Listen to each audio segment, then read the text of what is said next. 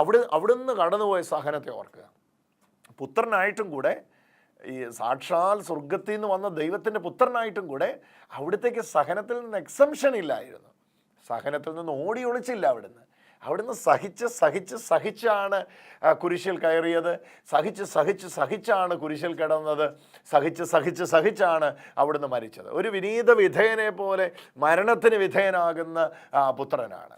അപ്പോൾ ഇത് നമ്മൾ എങ്ങനെയാണ് മനസ്സിലാക്കേണ്ടത്? എൻ്റെ പ്രിയപ്പെട്ടവരെ, ഇത് നമ്മൾക്ക് മനസ്സിലാക്കുമ്പോഴാണ് നമ്മുടെ മേലുള്ള വിളിയെ, തെരഞ്ഞെടുപ്പിനെ നമുക്ക് ആഴമായിട്ട് മനസ്സിലാക്കാൻ കഴിയും. എന്നെ ദൈവം വിളിച്ചിരിക്കുന്നു, എന്നെ ദൈവം തിരഞ്ഞെടുത്തിരിക്കുന്നു.